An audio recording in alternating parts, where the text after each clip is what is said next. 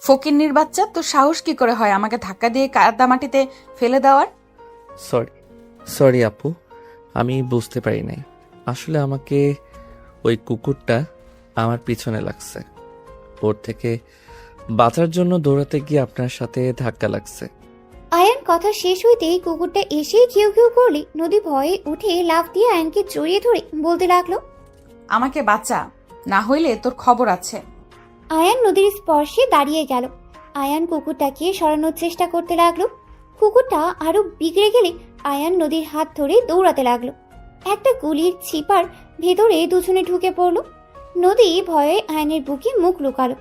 আয়ান এদিকে সেদিকে তাকিয়ে দেখতে লাগলো কুকুরটা চলে গেছে নাকি আছে।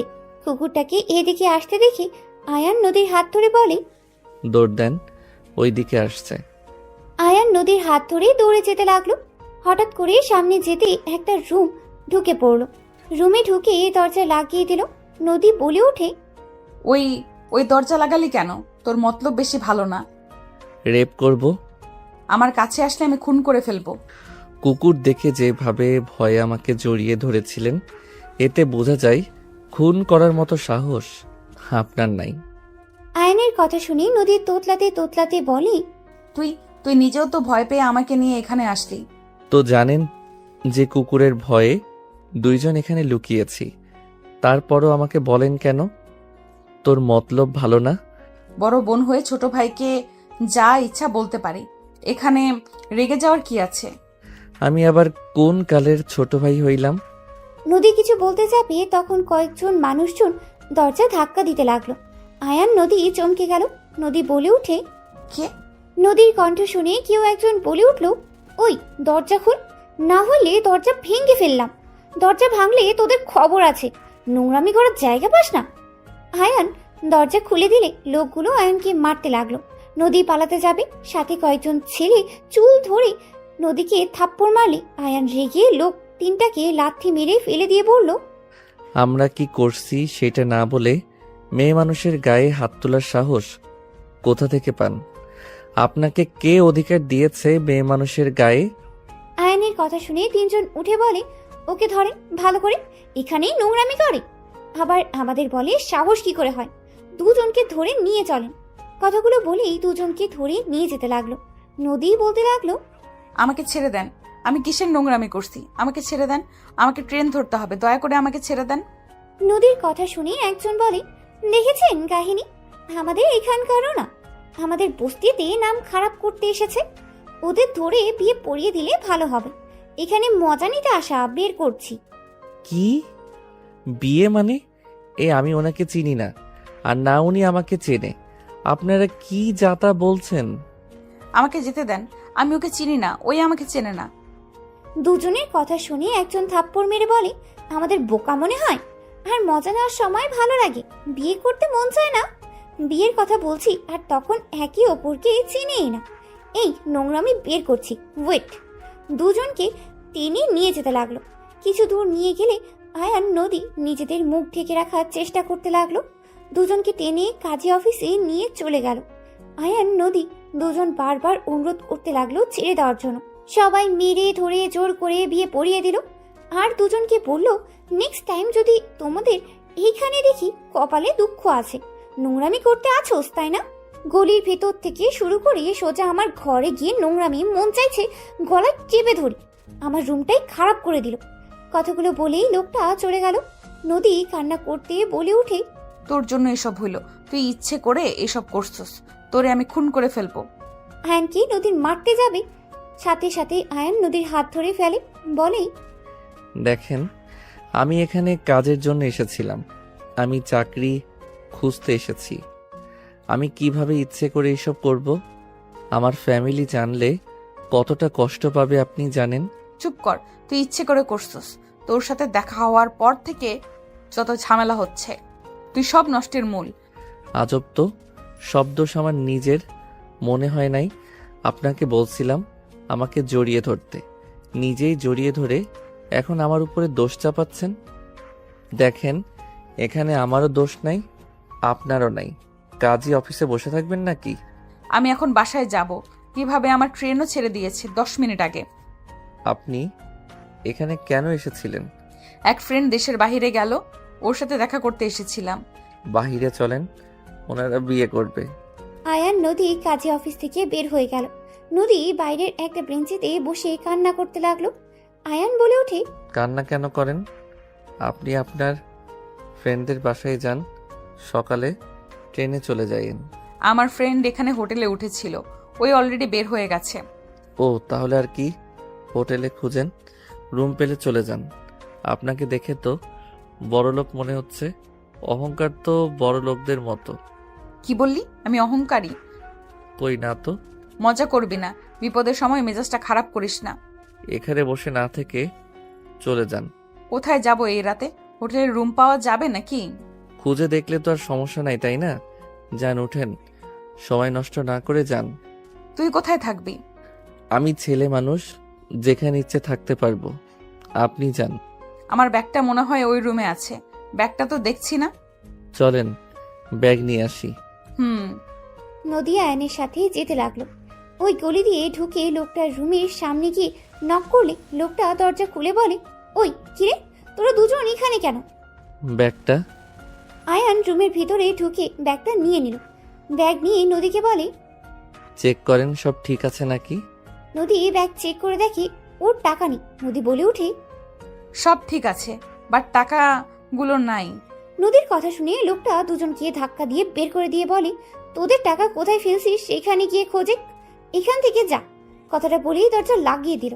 আয়ান দরজায় ধাক্কা মারতে যাবে, নদী বলে উঠে, থাক, বাদ দাও, এখানে ঝামেলা করলে আমাদের বিপদ, যেহেতু আমরা এখানে নতুন। ওই টাকা নিয়েছে। আমি জানি, বাট ঝামেলার দরকার নেই, কার্ড দিয়ে টাকা বের করতে হবে। নদী আয়ানকে টেনে নিয়ে গেল। আয়ান নদীকে নিয়ে সোজা কার্ড থেকে টাকা তুলতে নিয়ে গেল। আয়ান বাইরে দাঁড়িয়ে থাকলো। নদী টাকা বের করে বাইরে আসলে আয়ান বলে, আপনি তাহলে চলে যান, হোটেল খুঁজতে আমি চলে গেলাম। কোথায় থাকবে তুমি? স্টেশন যাব, ওইখানে আমার জন্য বেস্ট হবে। তুমি তো হোটেলে উঠতে পারো। গরিব ঘরের সন্তান আমি, হোটেলে থাকার মতো টাকা আমার নাই। আপনি যান, আমি আসছি। আয়ান চলে যেতে নিলে নদী পেছন থেকে ডাক দিয়ে বলল, তুমি চাইলে আমার সাথে যেতে পারো, 2টা রুম নিব। স্টেশনে থাকা ঠিক হবে না। বলার জন্য ধন্যবাদ, বাট আমি যেতে পারবো না। তুমি চাইলে আসতে পারো, আর এখন তো তুমি আমার হাজবেন্ড হয়ে গেছো। তুমি না মানলেও তুমি আমার হাজবেন্ড, আর মানলেও এটা অস্বীকার করা যাবে না। তাই তুমি আসতে পারো, সকাল হইলে যার যার পথ ধরলে হবে। না, আমার জন্য টাকা নষ্ট করতে হবে না, আমি স্টেশন থাকতে পারবো। আর এইটা আমার অভ্যাস আছে, আগেও থেকেছি, তাই চিন্তা করবেন না। আপনি চলেন, যান। আয়ান হাঁটতে লাগলো। নদী আয়ানের পেছন পেছন যেতে লাগলো। আয়ানের ফোন বেজে উঠলে আয়ান ফোন রিসিভ করে কথা বলতে লাগলো। আয়ান বেশ কিছু দূর গিয়ে পেছনে তাকাতেই দেখে নদী। আয়ান নদীকে দেখে বলে, কি ব্যাপার, আপনি এখানে? আমার ক্ষুধা লাগছে, চলো রেস্তোরাঁয় যাই, দুজন খেয়ে আসি, বিল আমি দিব, চলো। দেখো, একা একটা মেয়েকে রেখে চলে যাওয়ার কিন্তু ঠিক না। হোটেলে যদি রুম না পায় তখন আমি একা কোথায় যাব? আপনি আমার সাথে এত ভালো ব্যবহার কেন করছেন? আপনিও জানেন আমাদের বিয়েটা দুর্ঘটনায় হয়ে গেছে, এখানে আমরা কেউ মানি না। সো সেখানে আপনি এত ভালো ব্যবহার করেন না তো। আমি মেয়ে মানুষ, একা থাকা সম্ভব না। এখানে তেমন কিছু চিনি না। এখানে বখাটে ছেলেরা ধরলে আমি কি করব? রাতটা একটু আমার সাথে থাকলে কি তোমার অনেক বড় ক্ষতি হয়ে যাবে? আমাকে ভয় লাগছে না নাকি? আমি যদি আপনার সাথে উল্টাপাল্টা কিছু করি তখন কি করবেন? তুমি তো হাজব্যান্ড হও, আর আমার মনে হয় না তুমি ওইরকম কিছু করবে। দূর, বারবার হাজব্যান্ড বলবেন না তো। ওকে, সরি, বাট চলো যাই। আরে মনে করো আমি ট্রিট দিচ্ছি। রেস্তোরাঁ যেতে পারবো না, পাশে ওইদিকে অনেক ভাতের হোটেল আছে, যদি খেতে পারেন তাহলে আমার সাথে আসেন। ওকে। নদী আয়ানের সাথে যেতে লাগলো। আয়ান খুঁজতে খুঁজতে একটা হোটেলের ভিতরে চলে গেল। আয়ান নদীকে বুঝতে গিয়ে নিচে সামনে বসলো। ওয়েটার আসলে আয়ান বলে, কি কি পাওয়া যাবে? আয়ানের কথা শুনে বলে ওঠে, খিচুড়ি, মাংস, রুটি, ভাত, ডিম ভুনা, ছোট মাছ, বড় মাছ, যেইটা খান। আয়ান নদীর দিকে তাকিয়ে বলে, কি খাবেন বলেন? সব দিন 2 প্লেট করে। কি বলেন, এত খারাপ কে খাবে? তুমি খাবা? আমিও খাই না। আমাকে খিচুড়ি আর ডিম ভুনা নিয়ে এসে দেন। আর আপনি কি কি খাবেন সেটা বলে দেন। আমাকেও তাহলে খিচুড়ি ডিম ভুনা দেন। সাথে মাংস নিয়ে আসেন। আয়ান অর্ডার দিয়ে ফোন বের করে। কল রিসিভ করলে ওই পাশ থেকে একজন বলে ওঠে, তুই কোথায় রে? তোর আঙ্কেল অনেক চিন্তা করছে, এখন তো আসলি না। আব্বুকে বলো আমি ট্রেনটা ধরতে পারি নাই, সকালের ট্রেনে চলে যাব। আচ্ছা, তুই কোথায় থাকবি? দেখি। আচ্ছা রাখ বাই। আয়ান কল কেটে দিল। খাবার আসলে আয়ান মাংস ডিম নদীর দিকে এগিয়ে দিল। নদী বলে ওঠে, আমি তো মাংস অর্ডার দেই নাই, তুমি দিয়েছো, তুমি খাও। আপনার জন্য করছি, আপনি খান। আমি একা খেতে পারবো না। আমি কিছু শুনতে পারছি না। আয়ান কথাগুলো বলে খাওয়া শুরু করলো। নদী আয়নের দিকে দিতে গেলে আয়ান রাগী লুক নিয়ে তাকালে নদী মাঝখানে রেখে ডিম দিয়ে খেতে লাগলো। আয়ান নদীর প্লেটের এক সাইডে রেখে ঠেকে দিলে মাংস। নদী বলে ওঠে, এটা কি করলে? খান, বেশি কথা বলেন না। তুমি হা করো, আমি খাওয়াই দিই। একটু খেয়ে দেখো কেমন লাগে। আমার অ্যালার্জি আছে, আপনি খান। ও আচ্ছা। নদী খেতে লাগলো। দুজন খাওয়া শেষ করে নিলে আয়ান বলে ওঠে, আরো কিছু খাবেন? পেটে জায়গা নাই, তুমি খাবে কি? না, আমারও পেট ভরে গেছে।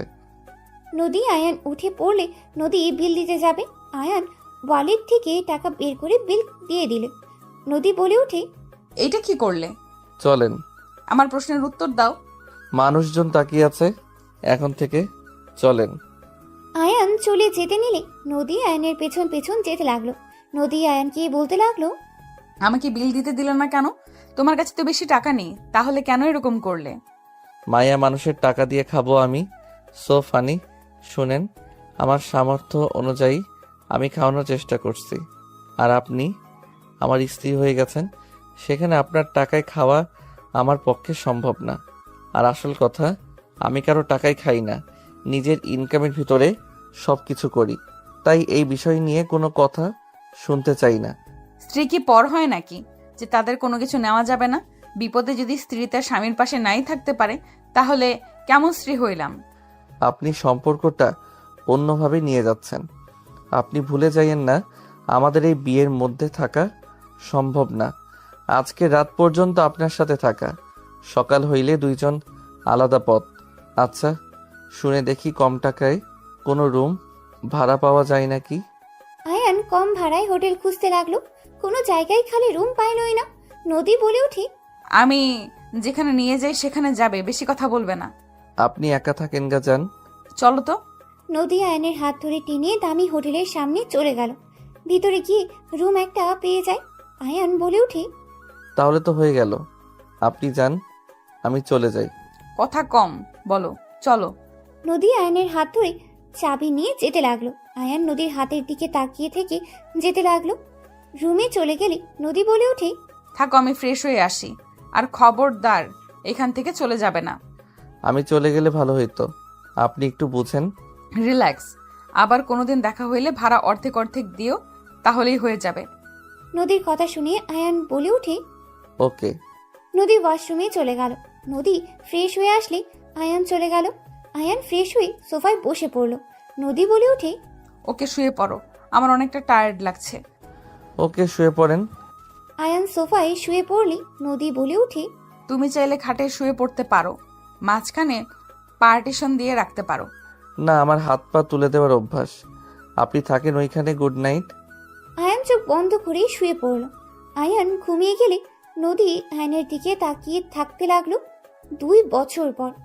স্যার, আমি নিঃস্বার্থভাবে আপনার কোম্পানিতে কাজ করলাম, আর আপনি আজ বলছেন আমি আপনাদের লিঙ্কগুলো অন্য কোম্পানিতে বিক্রি করে দিয়েছি।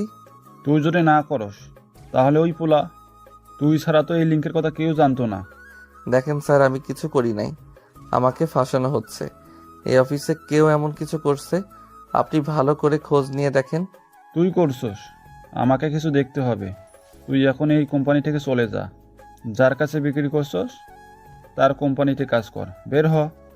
রনি ধাক্কা দিয়ে বের করে দিতে সাথে সাথে আয়ানকে কেউ ধরে ফেললো। রাইসা বলে ওঠে, আয়ান কিছু করে নেই, সব আপনি করেছেন। অন্যের উপরে দোষ চাপাতে লজ্জা করে না? ম্যাম কি বলছেন? আমি কেন এমন কাজ করব? রাইসা ফোন চালু করে ভিডিও ফুটেজ দেখালে রনি ঢোক গিলতেই লাগলো।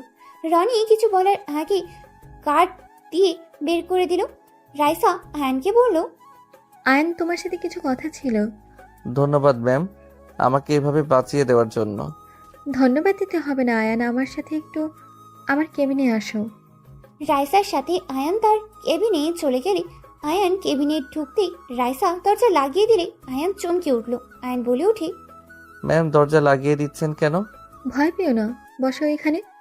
আয়ান আস্তে আস্তে ভয়ে সোফায় বসলে রাইসা বলে ওঠে, আরে এত ভয় কেন পাচ্ছ? আমি কি খেয়ে ফেলবো নাকি? শোনো, তোমার জন্য একটাই অফার আছে। কি অফার ম্যাম?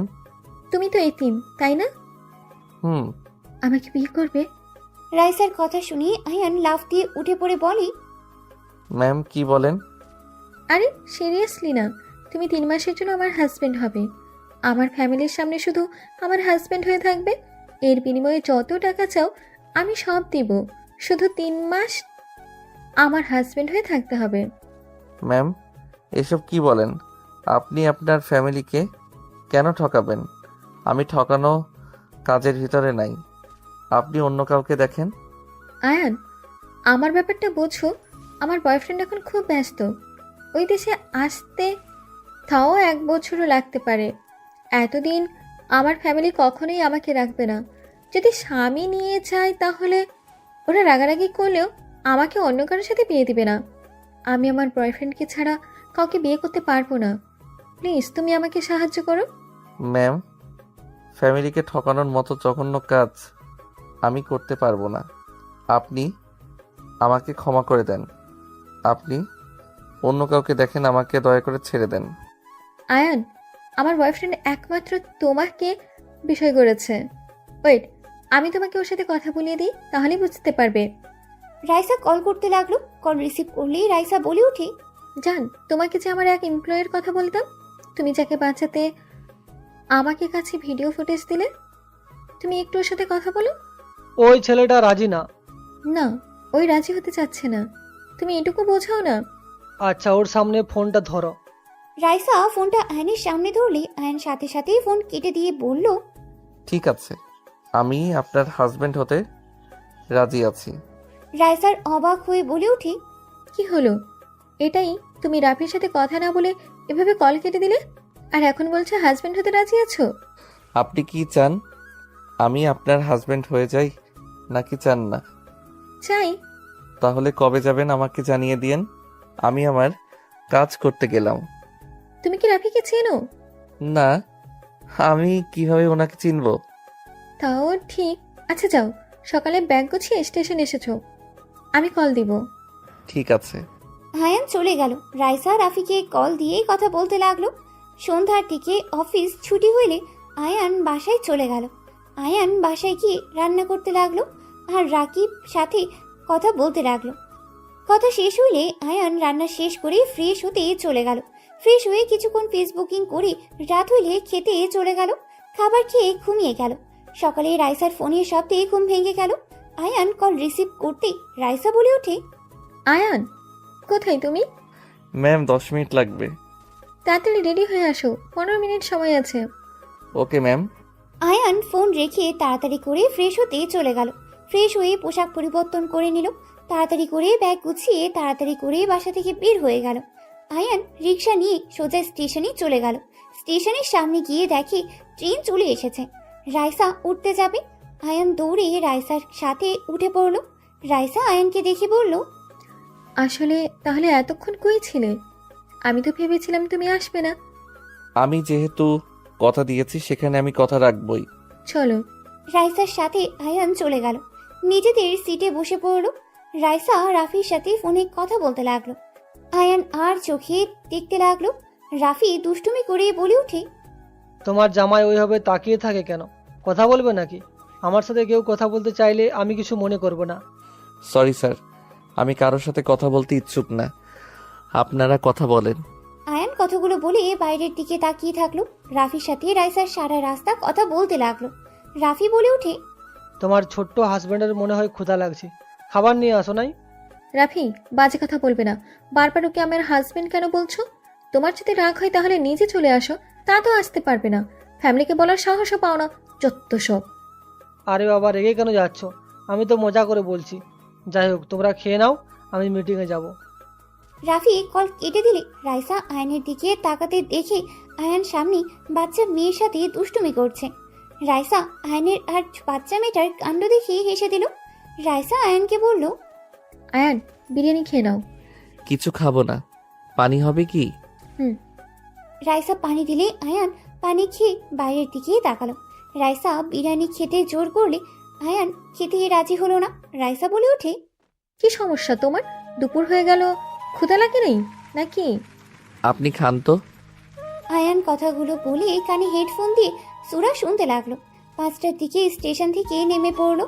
আয়ান নিজের ব্যাগ কাঁধে নিয়ে রাইসার লাগেজ নিয়ে যেতে লাগলো। রাইসা আয়ানের পেছন পেছন যেতে লাগলো। আয়ান স্টেশন থেকে বের হইলে রাইসা বলে ওঠে, আসি। আপু, আশিক দৌড়ে এসে রাইসাকে জড়িয়ে ধরে বলে, আপু কেমন আছো? আর ভুয়া দুলাভাই এইটা নাকি? বাট এইটা ছোট লাগছে, কেউ বিশ্বাস করবে কিনা সন্দেহ আছে। আমার থেকেও তো ছোট লাগে। আপনি জানেন আমি ভুয়া হাজবেন্ড? আমার রিয়ের দুলাভাই তো রাফি চৌধুরী, আর এই গ্রুপের মালিকের ছেলে। ও আচ্ছা। লাগেজ নিয়ে চলো। রাইসা কথায় আয়ানের হাত থেকে লাগেজ নিয়ে যেতে লাগলো। আয়ান ওদের সাথে যেতে লাগলো। 3 জন গাড়িতে উঠে যেতে লাগলো। আশিকের ফোনে কল আসতে সামনে ফোন রেখে কল রিসিভ করে ড্রাইভিং করতে লাগলো আর কথা বলতে লাগলো। আয়ান বাইরের দিকে তাকিয়ে থাকতে লাগলো। একটা পুরনো জমিদার বাড়ির ভেতরে গাড়িটা থামলো। আয়ান গাড়ি থেকে নেমে রাইসা বলে ওঠে, ভেতরে চলো। এটা তো জমিদার শেখ বাড়ি, তাই না? হ্যাঁ, আমার দাদার বাবা ছিলেন সে। ও আচ্ছা। ভেতরে চলো। আর তোমাকে দুপুরে যা যা বলেছিলাম মনে আছে? জি ম্যাম। বউবালা শেখো। ম্যাম কি? সরি। আয়ান রাইসা আশিকের সাথে যেতে লাগলো। ভিতরে ঢুকলে রাইসাকে সবাই জড়িয়ে ধরলো। রাইসা সবার সাথে কথা বলতে লাগলো। হঠাৎ করে আয়নের চোখ সিঁড়ি বয়ে নামা মেয়েটার দিকে গেল। আয়ন চমকে গেল। রাইসা মেয়েটাকে দেখে জড়িয়ে ধরে বলল, কেমন আছোস? আলহামদুলিল্লাহ। অনেক শুকিয়ে গেছিস, খাবার ঠিক মতো খাস না নাকি? নাটক কম করো পিও। নিজের দিকে তাকিয়ে অন্যজনের দিকে তাকিয়ে কথা বলেন। রাইসার কথা শুনে সবাই হেসে দিল। নদীর আম্মু সামনের দিকে তাকিয়ে বলে ওঠে, আশিক, এই ছেলেটাকে। নদীর আম্মুর কথা শুনে আয়ান সালাম দিল। নদী আয়নের দিকে তাকালে বুকের ভিতর টুক করে উঠল। রাইসা নদীকে ছেড়ে দিয়ে বলে, বড় আম্মু, আমার হাজবেন্ড আয়ন। আর এই দিকে আছো? সরি, সবার সাথে কথা বলতে গিয়ে তোমার সাথে পরিচয় করে দিতে ভুলে গেছি। রাইসার কথা শুনে নদী কয়েক পা পিছিয়ে গেল। সাথে সবাই থমকে গেল। রাইসার আম্মু বলে ওঠে, আমাদের না জানিয়ে তুই বিয়ে করে ফেলেছিস? উপায় ছিল না আম্মু। তোর দাদু, আব্বু, চাচুরা জানলে কি হতে পারে ভাবতে পারছিস? আর তুই কিভাবে আমাদের না জানিয়ে বিয়ে করলি? আমাদের তো একবার জানাতে পারতি। কি জানাবো? তোমরা কি বলেছো আমি আসলে আমাকে বিয়ে দেবে? তো আমি আমার বয়ফ্রেন্ডকে বিয়ে করে নিয়েছি। আর আমি বিয়ে করে সোজা এখানে নিয়ে এসেছি। বাসর তো আর করি নাই, তাই না? বউ কি ধরনের কথা বলো? বড়দের সাথে এভাবে কেউ কথা বলে নাকি? জান, চুপ করো, আমি কথা বলছি তো। কাকি বাদ দেন তো। আব্বু, চাচু, দাদুকে শান্ত কিভাবে করতে হবে সেটাই নিয়ে ভাবতে হবে। সত্যি কি তোরা বিয়ে করছোস রাইসা? এই ছেলেকে দেখে তো ছোটদের মতো লাগছে। ওই আমার জুনিয়র, বাট আমরা একে অপরকে ভালোবাসি। বয়স কোনো ব্যাপার না। জান, চলো রুমে যাই। রাইসা আয়নের হাত ধরে নিয়ে যেতে লাগলো। নদীর থ হয়ে এক নজর তাকিয়ে আছে। আয়ন নদীর দিকে তাকিয়ে ভাবতে লাগলো, শেষমেশ কিনা নিজের শ্বশুর বাড়িতে চলে আসলাম। আল্লাহ জানে উনি মনে মনে কি ভাবছে। আবার যদি রেগে আমার নামে মামলা দেয়, কারণ আমি তো তাকে ডিভোর্স দেই নাই। কি যে করব আল্লাহ ভালো জানে।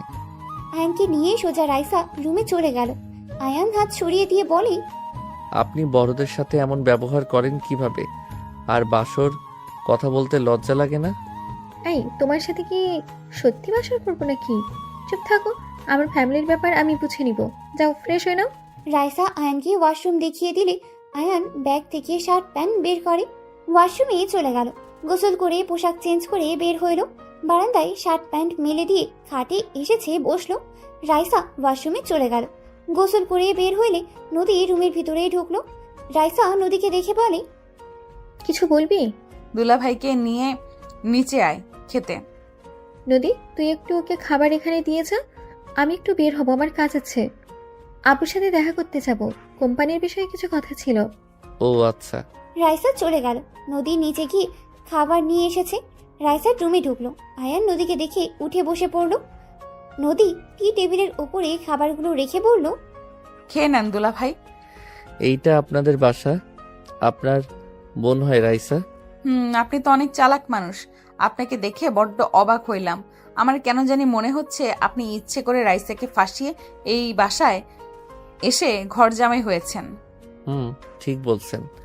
আপনারা তো বড়লোক মানুষ, আপনাকে বিয়ে করে তো কোনো কিছু পেলাম না, তাই আর কি আপনার বোনকে ধরলাম। আপনার বোনকে ধরে লাভ হয়েছে। আপনার বোনের কোম্পানি আছে, নিজস্ব সব কিছু আছে। আমার আর অভাব থাকলো না, পায়ের উপরে পা তুলে বসে খাবো।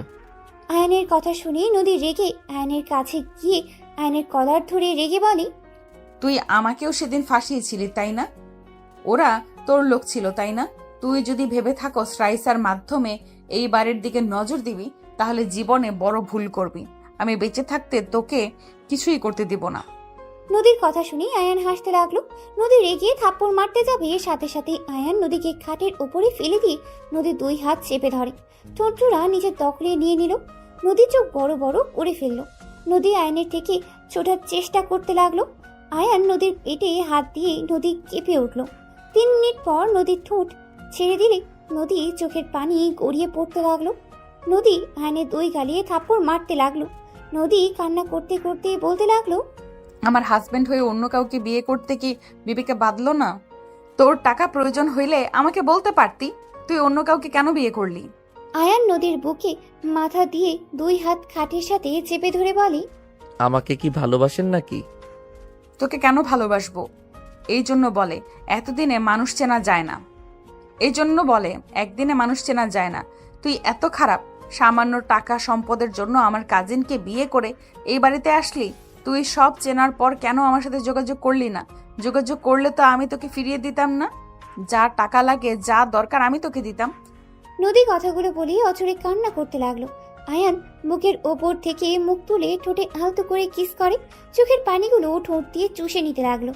নদী কেঁপে কেঁপে উঠতে লাগলো। আয়ান বলে ওঠে, আপনি তো আমাকে ভালোবাসেন না, তাহলে আপনার থেকে কিভাবে কিছু চাইতাম বলেন? উল্টা আপনি আপনার ফ্যামিলিকে দিয়ে আমাকে মারতেন, তাই আপনার বোনকে বেছে নিলাম। ছাড় আমাকে, আমার বোনকে নিয়ে সুখে থাক, আমাকে ছেড়ে দে। নদীর কথা শুনে আয়ান হাত ছেড়ে দিয়ে নদীর উপর থেকে উঠে পড়লো। নদী উঠে ওড়না ঠিক করতে লাগলো আর কান্না করতে লাগলো। আয়ান উঠে সোফায় বসে খাবার খেতে লাগলো। নদী অছরে কান্না করতে লাগলো। আয়ান বলে ওঠে, খাবার খাইছেন দুপুরে? তুই খা, তোর শ্বশুর বাড়িতে খাবার জন্মের খাবার খা। জন্মের খাবার আবার কেমন দেখা যায়? লুচ্চা বদমাইশ। ও লুচ্চা বদমাইশের মতো দেখা যায়।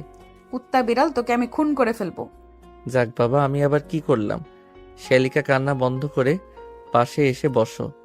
কুত্তা, আমি তোর স্ত্রী, তুই আমাকে শালিকা কোন হিসেবে বলস? থুক্কু, বড় বউ আসো, একটু কাছে বসো তো। চুপ কর। নদী বের হয়ে যেতে নেবে, তখন আয়ান নদীর দিকে যাবে। সাথে সাথে আশিক এসেছে পরে। আয়ান সোফায় বসে খাবার খেতে লাগলো। নদী বলে ওঠে, দুলা ভাইয়ের কাছে থাক, কিছু লাগবে কিনা। ওকে যাও, আমি দেখছি। নদী চলে গেল। আশিক খাটের ওপরে বসে বলতে লাগলো, তোমার বাসা কোথায়? তোমার ফ্যামিলিতে কে কে আছে? স্যার, এখানে কেন এসেছি ভালো করে জানেন। আমার বাসা কই, আমার ফ্যামিলিতে কে কে আছে এসব বলতে আগ্রহ না, আপনাদের কাজ হইলে হলো। পরিচিত দিতে কি সমস্যা শুনি? কোনো কাহিনী করে ভাগবে নাকি? আপনার যেইটা ভাবার ভাবেন, আমি কোনো কিছুর উত্তর দিতে বাধ্য না। আয়ান কথাগুলো বলে খাবার খেতে লাগলো। খাবার শেষ হলে হাত ধুয়ে পানি খেয়ে উঠলে সাথে সাথে আশিক বলে ওঠে, চলো ঘুরতে যাই। রুমে একা একা কি করবে? কোথায় যাবেন? চলো আমার সাথে। আয়ান আশিকের সাথে নিচে নামতে লাগলো। আশিক বলে ওঠে, আম্মু আমরা বের হচ্ছি, আপু আসলে বলে দিও। আশিক আয়ান চলে গেল। নদীর আম্মু বলতে লাগলো, যাই বলিস, রাইসার কিন্তু রুচি ভালো আছে, ছেলেটা দেখতে মাশাল্লাহ আছে। মানুষের ভিতরে ধরানো যাবে। ভাবি আপনি এসব বলছেন, আর আমি এদিকে আমি চিন্তায় মরছি যে শ্বশুর মশাই, ভাইজান, রাইসার বাবা কিভাবে নিবে। দুজন কথা বলতে লাগলো। আয়ান আশিকের সাথে ঘুরতে লাগলো। রাত 8টার দিকে আশিকের সাথে আয়ান বাসার ভিতরেই ঢোকে। দেখে নদীর আব্বু রাইসাকে থাপ্পড় মেরে বলছে, তোমাকে আমরা এই শিক্ষা দিয়েছি, যাকে তাকে ধরে নিয়ে এসে বলবে বিয়ে করে এসেছি, ও আমার হাজব্যান্ড, মেনে নেন। তুমি এখন তোমার হাজব্যান্ডকে নিয়ে এখান থেকে বের হয়ে যাবে। আব্বু অলরেডি সবাই জেনে গেছে এই ছেলেটা আপুর হাজবেন্ড। এখন যদি কেউ জানে যে বের করে দিয়েছেন, মান সম্মান থাকবে তো? এইটুকু ছেলেকে বিয়ে করছে, আমি কি আর বলবো? আমার বলার মতো ভাষা নাই। দাদু, ওর বয়স কম হইতে পারে, ও অনেক ভালো একটা ছেলে। আপনার ওর সাথে মিশলে বুঝতে পারবেন। আমি বুঝলাম ওই ভালো ছেলে, তুমি আমাদের না জানিয়ে বিয়ে কিভাবে করতে পারলে? আসসালামু আলাইকুম, আমি আপনাদের মাঝে কথা বলতে যাচ্ছি, যদি অনুমতি দিতেন। ওয়ালাইকুম আসসালাম। কিসের অনুভূতি? তুমি আমাদের মধ্যে একটা কথাও বলবে না? তুমি আমার বাতিদিকে পাশিয়ে বিয়ে করেছ। তোমার মতো ছেলেকে আমার চেনা হয়ে গেছে। তুমি কি ভাবছ আমার বাতিজিকে ভুলিয়ে বালিয়ে বিয়ে করে আমাদের সম্পত্তি নিয়ে নিবে? যদি ভেবে থাকো তাহলে জীবনে বড় ভুল করছো। দুঃখিত আঙ্কেল, আপনার মেয়ের সম্পত্তি বা আপনাদের সম্পত্তি এইসব আমার কোনো লোভ নাই। আপনার মেয়েকে ভালোবাসি তাই বিয়ে করেছি। আপনারা আমাদের ভালোবাসা মেনে নিতেন না, তাই আমরা বিয়ে করতে বাধ্য হয়েছি। এখনো ও তোমাদের আমরা মেনে নিচ্ছি না, বের হয়ে যাও দুইজন। দাদু রাইসার হাত ধরতে যাবে, তখন রাইসার আব্বু বলে ওঠে, আব্বাজান, ভাইজান বাদ দেন। আমার মেয়ে বিয়ে করে ফেলেছে, সেখানে আর ঝামেলা করে কি লাভ? ভুলটা তো আর শোধরানো যাবে না। আমার মেয়ে যদি সুখে থাকে তাহলে থাক। আর আমার একমাত্র মেয়ে, আর একটাই ছেলে। আমার মেয়ের জামাই এমপ্লয়ি হয়েছে, সমস্যা নেই। আমার যা আছে এটাই আলহামদুলিল্লাহ, আমার ছেলে মেয়েদের হয়ে যাবে। রাইসার আব্বু কথাগুলো বলে চোখের কোণায় পানিগুলো গড়িয়ে পড়ার আগে মুছে ফেলল। আয়ান রাইসার আব্বুর দিকে তাকিয়ে অনেক মায়া হইতে লাগলো। নদীর আব্বুও বলে ওঠে, মেয়ে ছেলেকে সবসময় ছেড়ে দিবি না তো? মাথায় তুলে আজ কি হলো? তোর মেয়ে একা বিয়ে করে চলে আসলো, আর আমার মেয়ে ছেলেকে দেখ, আজ পর্যন্ত কোনো রিপোর্ট নাই। ছেলে মেয়েদের বেশি মাথায় তুললে এমনই হবে। নদীর আব্বুর কথা শুনে রাইসার আব্বু চুপ করে থাকলো। রাইসা মাথা নিচু করে রাখলো। আয়ান বলে ওঠে, দুঃখিত, কিছু মনে করবেন না। সব সময় চোখে দেখা কানে শোনা সবসময় সঠিক হয় না, আর ছেলে মেয়েদের নিয়ে বেশি গর্ব করা লাগে না। আর কি বলেন যে মাথায় বেশি তুলে ছেলে মেয়ে নষ্ট হয়ে যায়? স্যার, ব্যাপারটা সম্পূর্ণ ভুল। রাইসা বা তার বড় ভাই তার বাবা মায়ের অসম্ভব ভালোবাসে, সম্মান করে। আপনার ছেলে মেয়ে যে দেখতে পারছেন, আপনি বলেন যে তাদের শাসন করেন, কঠোরভাবে রাখে। আঙ্কেল, আমি 100% গ্যারান্টি দিয়ে বলতে পারি আপনার ছেলে মেয়েরা আপনাকে মনে মনে বকাঝকা করে, আপনাকে সহ্য হয়তো করতে পারে না। আপনার সামনে হয়তো ভয়ে এক্সপেক্ট করে, বাট মনের ভিতর থেকে এক্সপেক্ট করে না। আয়নের কথা শুনে আশিক নদী রাগী লুক নিয়ে তাকালে আয়নের কথা শুনে বলে, বেয়াদব ছেলে, আমার ছেলে মেয়েদের নিয়ে বাজে কথা বলে আস। তোর সাহস কি করে হয় আমার সন্তানরা আমাকে ভয় পায়, সম্মানও করে, বুঝতে পারছস? আর রাইসা যদি কাউকে ভালোবাসতো, তোর মতো বেয়াদবকে মতো কাউকে বিয়ে করে আনতো না।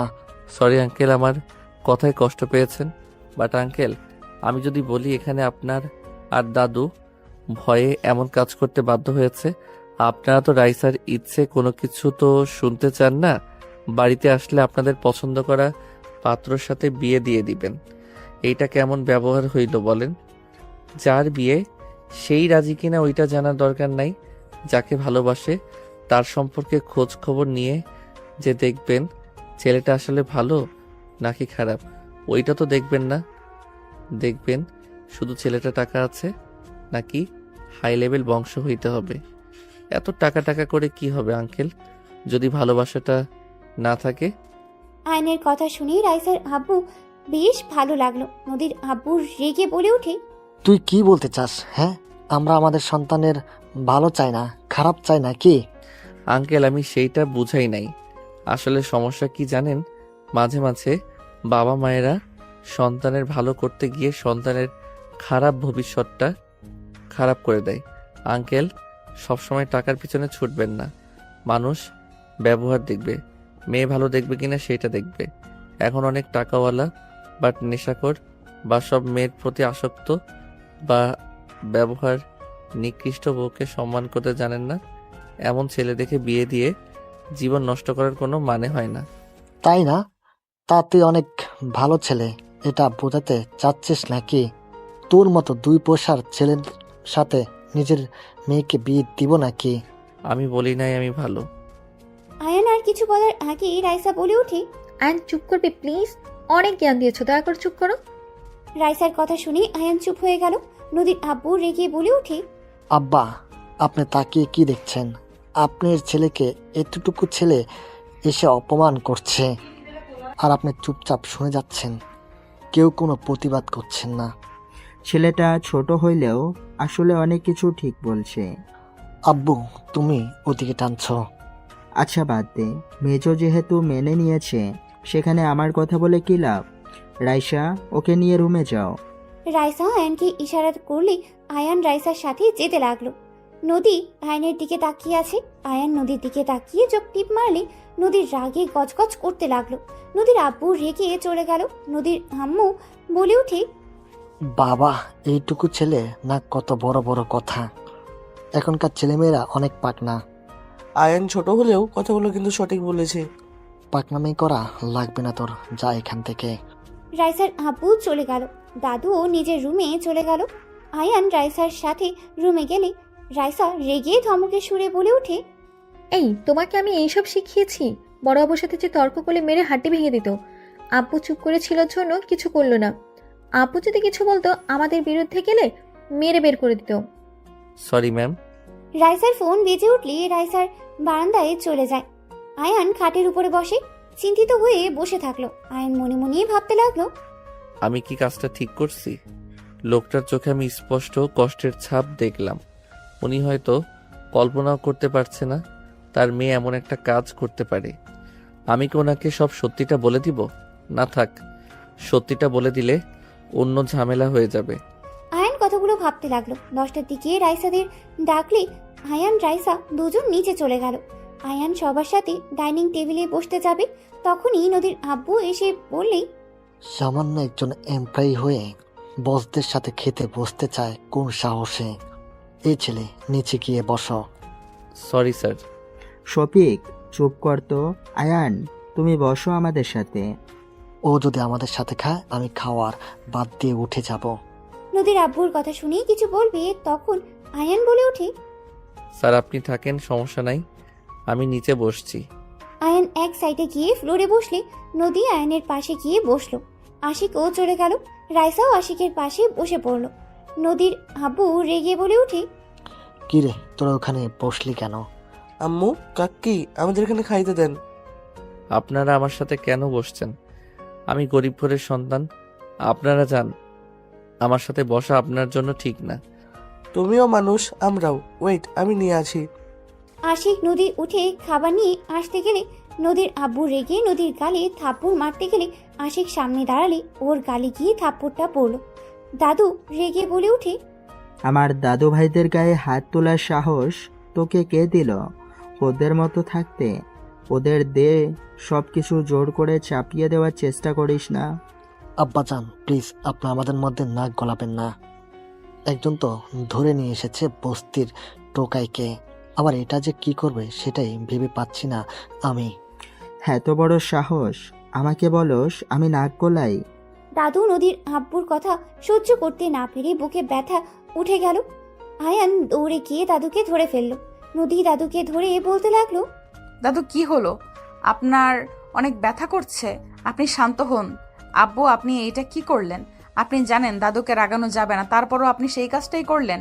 নদীর আব্বু থমকে গেল। তাড়াতাড়ি করে দাদুকে ধরতেই রাইসার আব্বু হাত সরিয়ে দিলে আয়ান দাদুকে কোলে তুলে নিয়ে বলে। ওনাকে হসপিটালে নিয়ে যেতে হবে, এভাবে এখানে রাখা যাবে না। আশিক আয়ানের সাথে ধরে নিয়ে যেতে লাগলো। আয়ান আশিকের পেছন পেছন সবাই যেতে লাগলো। নদীর আব্বু চোখ দিয়ে পানি পড়তে লাগলো। আয়ান গাড়িতে তুলে দিল। নদী রাইসা ওর দাদুকে ধরে কান্না করতে লাগলো।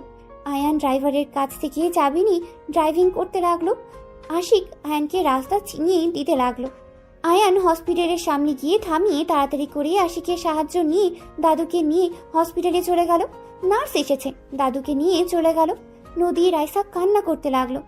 আয়ান নদী রাইসাকে বসিয়ে দিয়ে বলতে লাগলো, দুইজন কান্না থামান, কিছু হবে না। আল্লাহর কাছে দোয়া করেন, আর এইভাবে কেউ কান্না করে নাকি? কান্না থামান তো। দাদুর কিছু হয়ে গেলে আমি কার সাথে আবদার করব? কে আমাকে বুঝবে, ভালোবাসবে? আমার কিছু হলে কে আগে এসেছে পাশে দাঁড়াবে? ওনার কিছু হবে না, আল্লাহর কাছে দোয়া করলে তো পারেন। অ্যান্ড তুমি চুপ করবে? আমাদের কষ্ট তুমি কি বুঝবে? তুমি তো এতিমখানায় বড় হয়েছো। তোমার ফ্যামিলি থাকলে আমাদের ভেতরে কারো কিছু হলে বুঝতে। রাইসার কথা শুনে আয়ানের বুকের ভেতরে ঠুক করে উঠল। আয়ান চুপ হয়ে গেল। আয়ান উঠে দাঁড়িয়ে দাদুর কেবিনের দিকে তাকিয়ে থাকলো। আশিক ডাক্তার ডেকে নিয়ে আসলে ডাক্তার চলে গেল দাদুকে দেখতে। সবাই হসপিটালে চলে আসলো। কয়েক ঘন্টা পর ডাক্তার বের হইলে সবাই ডাক্তারের কাছে এগিয়ে গেল।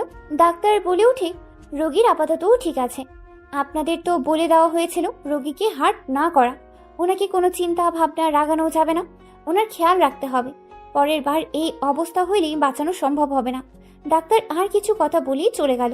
নার্স মেডিসিন লিস্ট দিলে আয়ান বলে ওঠে, আমার কাছে দিন, আমি নিয়ে আসছি। আয়ান লিস্ট নিয়ে চলে গেল। ফার্মেসিতে গিয়ে মেডিসিনগুলো কিনে হসপিটালে চলে আসলো। আয়ান মেডিসিনগুলো দিলে নার্স হাতে দাদুর কাছে চলে গেল। 5 দিন পর দাদুকে হসপিটাল থেকে বাসায় নিয়ে আসা হয়েছে। দাদু খাটে শুয়ে থেকে কিছু ভাবছে। আয়ান বলে উঠল, দাদু আসবো। দাদু ইশারা করলে আয়ান ভিতরে গিয়ে দাদুর পাশে চেয়ার টেনে বসে পড়ল। কি ব্যাপার দাদু, দাদিমাকে মিস করেন নাকি? তুমি কিভাবে বুঝলে? ওই তো আপনার বুকের ভিতর থেকে শব্দ হচ্ছে, উনি বলল, সেটা শুনে বললাম। আয়ানের কথা শুনে দাদু হেসে দিয়ে বলে, তোমাকে প্রথম দেখে ভেবেছিলাম তুমি অনেক গম্ভীর টাইপের। এই 5 দিনে যা বুঝলাম। কি বুঝলেন? ফাজিল নাকি? অনেক মজার একটা ছেলে তুমি। তুমি 5 দিনে সবার সাথে কত সুন্দর মিশে গেছো।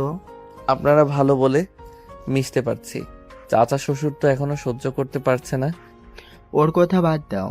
ওই ছোট থেকে খিটখিটে মেজাজের বড় সন্তান তো মায়ের আদরের বাদর হয়ে গেছে। ওনার আম্মু ওনাকে অনেক ভালোবাসতো, তাই না?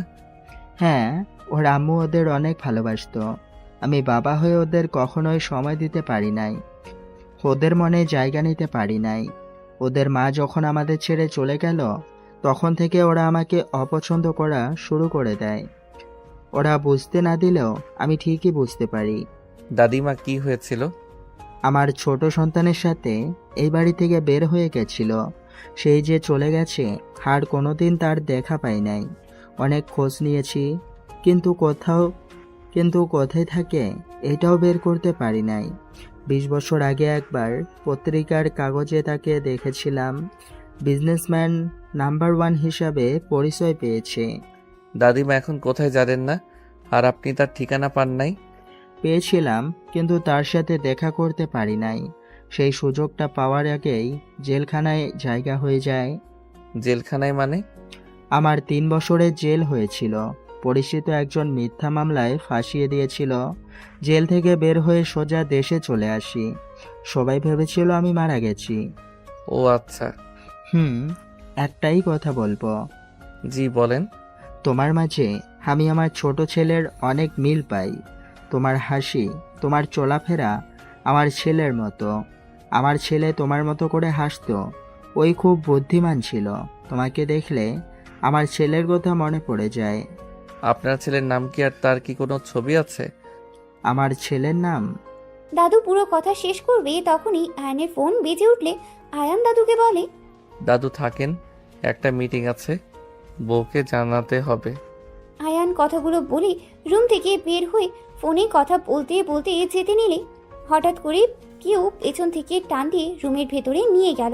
আয়ান কল কেটে দিয়ে পিছনে ঘুরে তাকাতে সাথে সাথে নদী আয়ানের ঠোঁটজোড়া নিজের দখলে নিয়ে নিল। আয়ান নদীর কোমর ধরে ঠোঁটজোড়া ওপরে অত্যাচার করতে লাগলো। 3 মিনিট পর ছেড়ে দিলে নদী বলে উঠে, তোর বউকে তুই টাচ করস নাই, আমি জানি তোদের বাসর আজ হবে।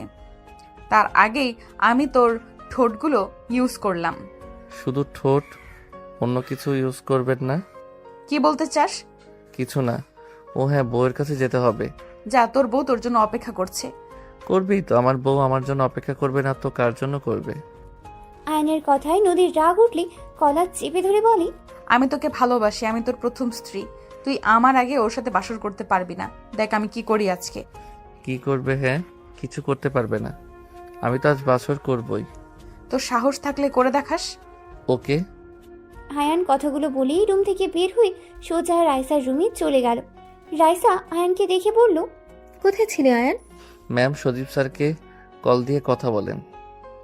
বললাম মিটিং সকালে বলে দিয়েছে, রাতের ভিতরে ফাইলগুলো রেডি করতে হবে। আর কয়েকটা তো ফাইল, কাজ শেষ করা যাবে। আচ্ছা, আমি বাইরে যাব। ঠিক আছে। রাইসা চলে গেল। আয়ান একটা ফাইল নিয়ে সোফায় বসে ফাইলে কাজ করতে লাগলো। নদী রুমে এসেছে, আয়ানের পাশে বসলো। আয়ানের হাঁটুতে হাত দিয়ে ঠোঁট কামড়াতে লাগলো। আয়ান বারবার হাত সরিয়ে দিয়ে কাজ করতে লাগলো। নদী আয়ানের ফাইল নিতে যাবে, সাথে সাথে আয়ান নদীকে ধরে কোলে বসিয়ে দিয়ে ফাইল হাত থেকে কেড়ে নিয়ে টি টেবিলের উপরে রেখে দেখতে লাগলো। নদী ডিস্টার্ব করতে নিলে আয়ান টান দিয়ে ওর দিকে ঘুরিয়ে এক হাত দিয়ে চেপে ধরে কানে হালকা করে কামড় দিয়ে ধরে থাকলো।